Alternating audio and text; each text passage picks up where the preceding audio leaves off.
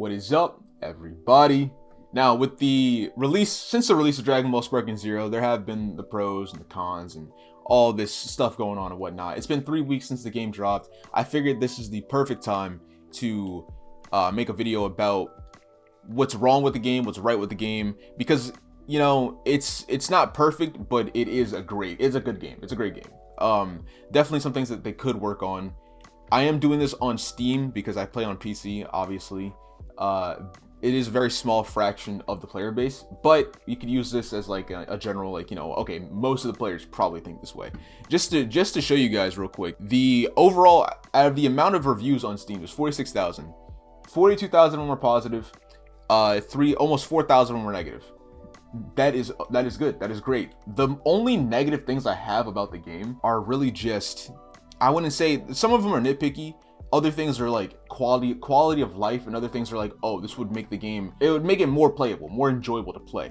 Because this is meant to be a fun game, but the way that the gaming state is now, everything is competitive. Doesn't matter what it is, where it is, it's competitive. Everything is competitive. So people are gonna find the most gimmicky, cheesy, crappy characters, crappy moves to do. And that's what we're running into now. That's why Ranked is full of Gogetas and Vegetos and, you know, just fusions and giants and androids. It's full of that. Ranked is full of that. You can't have fun anymore because people are just solely playing the win. Right on them. People should be playing the win. But at the same time, it's like, these people would not be winning as much if this game had started off with the things that it needed to. People are abusing the system, the abilities. And it's not fun. So let's just find a review real quick. Overall, I'd give this game an 8 out of 10 when it's at full price, $69.99. Excellent gameplay and surprisingly solid netcode makes the game a blast. The offline mode is fun, but disappointing for the requested price. While the what ifs are entertaining enough, especially for fans of the IP, the lack of depth in some of the arcs and overuse of slideshows as replacements to actual cutscenes will disappoint anyone looking to spend most of their time in story mode. As for how much time you can get out of Episode Saga's campaign, I managed to beat all the single player content in a little over 30 hours, bonus battles and what ifs included. The custom battles are cool and constant, but aren't fleshed out enough to actually hold any value. Finally, the offline PvP battles are, at the time of review, disappointingly limited to the worst maps available. Okay, so I get what he's saying. The reason why, so gaming now is way different from gaming back then, right? So when he's saying the offline mode is fun but disappointing for the requested price, I get that. They're making a game for online play, right? It's kind of like how Call of Duty is doing it now, where they are solely focusing on Warzone and kind of putting a little more focus into multiplayer, but they're kind of like shove campaign to the side because no one plays the single player as much anymore. No one talks about it as much anymore, right? With this game, it's like we've played the Dragon Ball story for over 30 years now. We know Goku beat Frieza. We know Gohan killed Cell. We know Goku and Vegeta fought in whatever, blah, blah, blah, Saiyan Saga. We know that. We know they turned to Majins. We know Vegeta turned to Majin. We know all this stuff. We played the story a billion times. So I feel like the reason why the offline mode might not be as fun, I mean, I guess he said offline mode. He didn't really specify if it was the story mode itself. I see that as a story mode, like in general.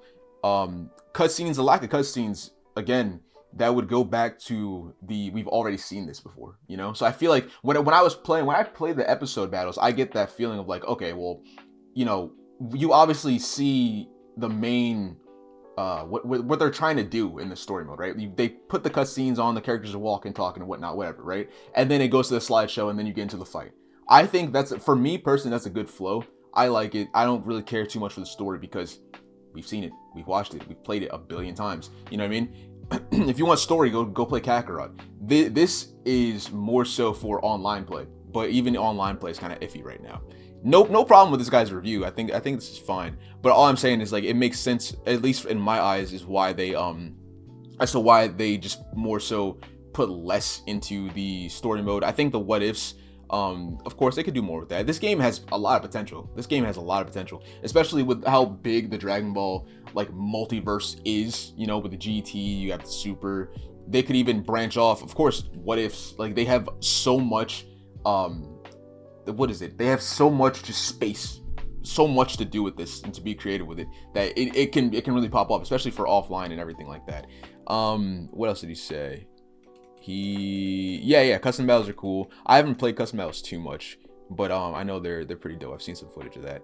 Let's see. Fighting the villains from Super as Yajirobe and Yamcha is funny, and therefore this game is in fact worth it. Serious review. Now I know I said the game was worth it, but don't bother buying Deluxe or Ultimate. From what I've heard, it's not worth the money. I bought Ultimate. Whoops. Fun game, lots of players to choose from. It feels right to play. Granted, this is my first Budokai sparking game, so I can't compare it to the others. Can. Okay, no complaints here. I mean, the overall for I mean, I know this guy like wrote a lot. The overall, like, everyone is just rating it, you know, 7, 8 out of 10. There are things missing from it, of course, like quality of life things going on. Like, I get that for sure. This guy wrote a whole dissertation. I'm not gonna read all this, but let's see.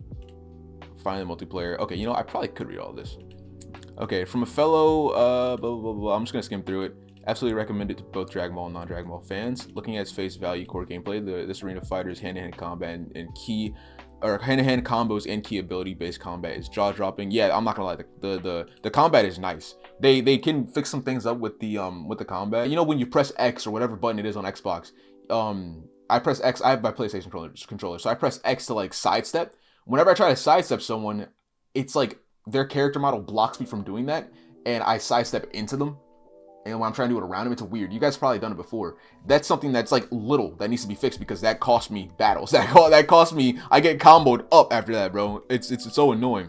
Let's see. The hand-to-hand combat feels so tight and intuitive once you learn it.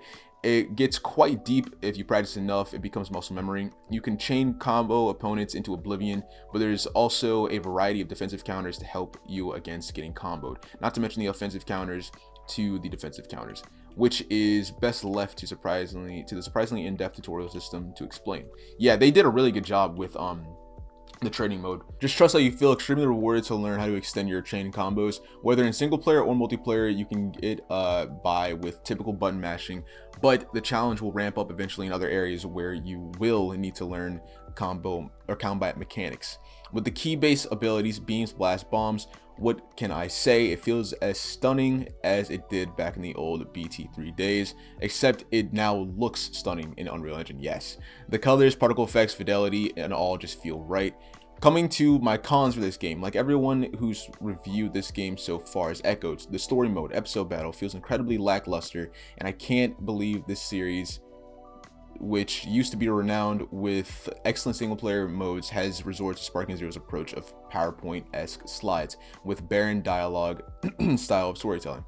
It takes away so much of the emotion that you may have gotten from watching the game or reading the magazines, especially since the game rushes through the arcs as so fast you miss them if you blinked.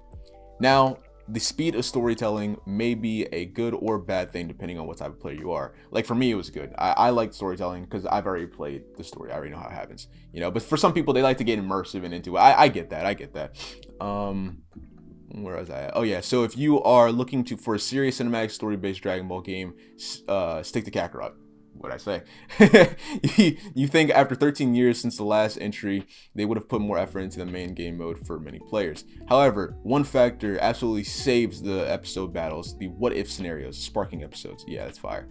There's quite a respectable amount of them in the game. Some of them may end very abruptly with little open-ended interpretation. They could be doing like sequels to the what ifs. I just realized some may go through unexplored paths in certain arcs that will eventually line back up with the main canon timeline, but some of them create entirely new timeline arcs that are vastly different from canon. And it's the combination of all these sparking episodes that makes the episode battles worth playing, as each sparking episode has different unlock criteria.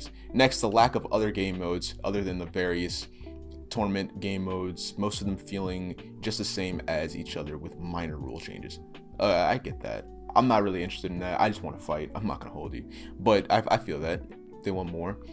Further, a lot of the playable characters are straight up locked behind long gameplay commitment. As your player level rises by playing, you unlock the ability to purchase more characters in the shop. Alternatively, a vast range of characters are also unlocked by completing episode battles and sparking episodes. You gotta commit quite a while to unlock everything. I personally don't mind this as much as Bandai's way of ensuring some sort of gameplay loop and replayability, but unlocking all characters personally took me around 25 hours gameplay. I feel like that's fine. You have to play the game to be rewarded. You want to be rewarded for playing the game, right? So if I spend 25 hours to get a character, I'm best believe I'm going to play that character, and I'm going to put more time into the game to learn that character. Me personally, I have no problem with that, because like, not trying to say it's this guy, right? But a lot of people want that instant, like, oh, I want to play 2-3 hours and get this character. Nah, bro, take your time. Oh, like, how long does it take? It doesn't take that long to get to level 20 to unlock Goku Black. You can do it with a Shenron wish if you want to. But to get to level 20 to get Goku Black, best believe if I put in 5-6 hours to get to level, how long did it take? I don't know, like 10 hours probably to get to level 20, right? If I put in that amount of time, best believe I'm going to buy Goku Black and I'm going to play him and learn him and then put even more time into the game. I feel like that's fun. Finally, the multiplayer. Be aware that this game is unbalanced with its characters' rosters.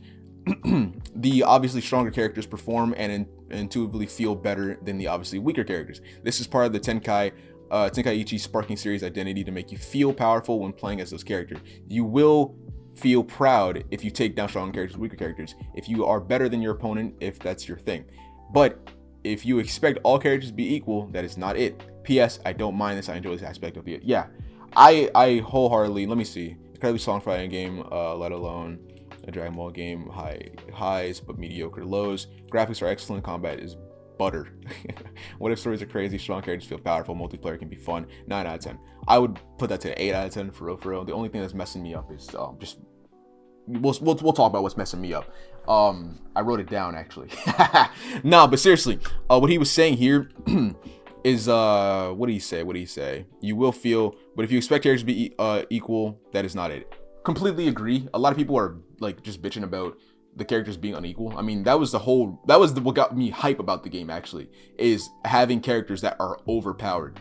You know, not so I can play them, but the idea of playing someone, because I always like being the underdog, the idea of playing someone a weaker and then fighting against someone stronger and winning, beautiful. It's an amazing feeling, right? But honestly, let's see if we can find the negative reviews here. They're probably gonna say the same thing as me. 3 weeks, still can't play any online. That guy's that's a skill issue for real. Okay, so this guy's probably got the same reasons as me, so we'll read this first. I'm a huge DBZ fan and I really want to play this game and for it to be good, but for me the experience hasn't been good, especially online. Yeah, you're not gonna have fun online. Warning, this game is extremely tilting. There has to be some input bugs as each time I try to swap out of the game. Yeah. Will often just shoot a key blast, or throw a strike even though I'm holding R2 well before I press the button. This happens with grabs. When holding R1, it will throw a strike instead of grabbing. I can see my opponent is in perception stance, so I try to grab for a strike. Yep. That's so irritating. Literally makes me want to toss my controller. Also, my Dragon Dash fails to come out a lot, even though I have enough ki. Online, I can't for the life of me do any sort of counter. I know I've got the Vantage counter timing right, but I can do it 9 out of 10 in training mode, and in story. Online is it's like 1 out of 500. That's not even being extreme. I think I've landed 1 super counter out of, okay, I think that's a skill issue. I'm not gonna lie. That's a connection or skill issue. Because if you can do it in training and online, in story, those are 2 offline modes basically. So it's a connection issue there, because I know what he's talking about. Sometimes the game will just what is it called? It like lags. The frames drop. You're playing against someone who has a trash connection and they're beating you because they have a trash connection. It's a horrible feeling, because you know that you're dodging this. You know you can dodge it, but the game just won't let you. Or you're trying to super counter and the game just won't let you. That's the thing with games like this, like arena fighter games and whatnot, is the connectivity is a huge factor in whether or not you can win. It really is, because you will for sure be better than someone, but they will put you in a hold. a combo and all that because you just, I mean, you can't do anything about it because of the connection. So I think this is a skill issue for real. This is likely a skill issue, but each time I get behind someone, they always turn around and block in time. But if someone gets behind me, my character never turns around, even if I'm not holding block. Yeah, I don't know how to do that. I'm not gonna lie. Same thing happens to me. I have to go train that myself because that might be a skill. Because like it happens all the time where it's like I'm comboing them mid combo, I'm hitting them rapid succession, and they turn around like nothing happens, and then they block, and I'm like, come on, that's not right. Unblockable attacks. Whoever thought this was a good idea is stupid. Brawly, for example, has an unblockable attack which you have to press block at the exact frame it lands to stop it. Yeah, good luck with that online. Yeah, nah. Unblockable. I understand that they're ultimates, right? And they should be unblockable. 100% I understand. I get that. Keep it like that, where ultimates are unblockable. Keep it like that. But the problem with the unblockable ultimates is the fact that people can instantly go sparking with most characters. Most characters have an instant sparking mode. That's my issue with it. They can go instant sparking. They can hit you 3 times or shoot you twice with a key blast, and then use an ult, and then half your health is gone. Not right at all. And then they can do it again. Not only that, they build skill points up, like they build the skill bar up to get the skill points to go instant sparking again, and they do the same thing again. I mean, it gets to a point where it's like, you can't. How do you miss that kind of balancing? That's really annoying, because then you're getting spammed by unblockable ults, bro. It doesn't, like, I've spammed people with unblock. Dude, put me in front of a Gogeta and I'm spamming ults for sure.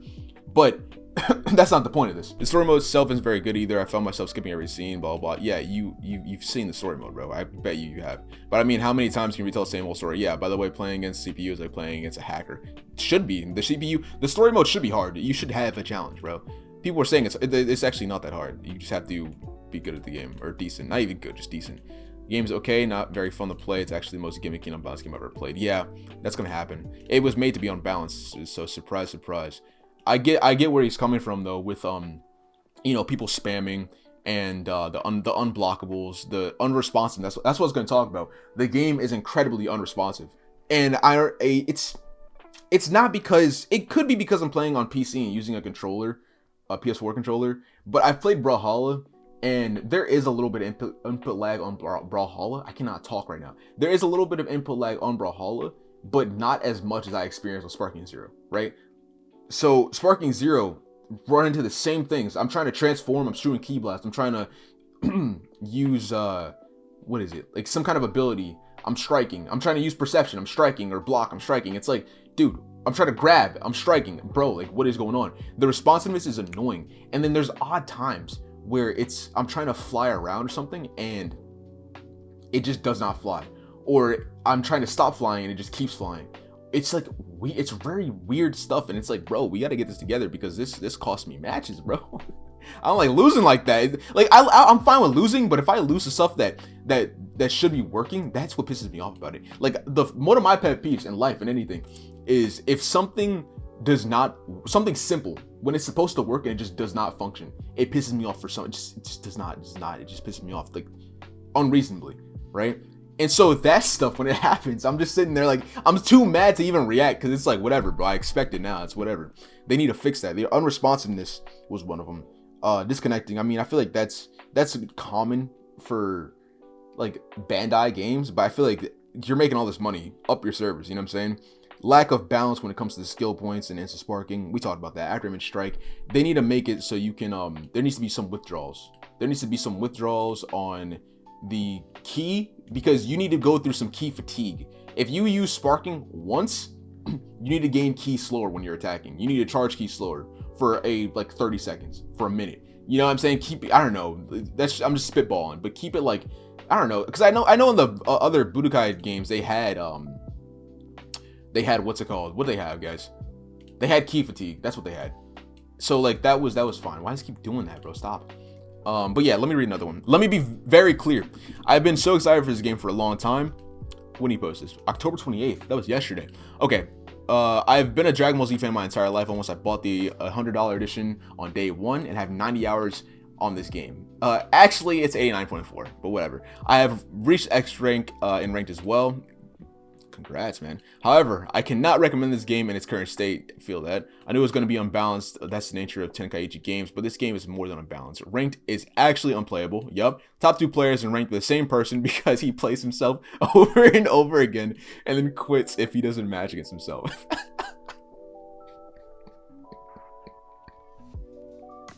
Yo, what kind of person do you have to be?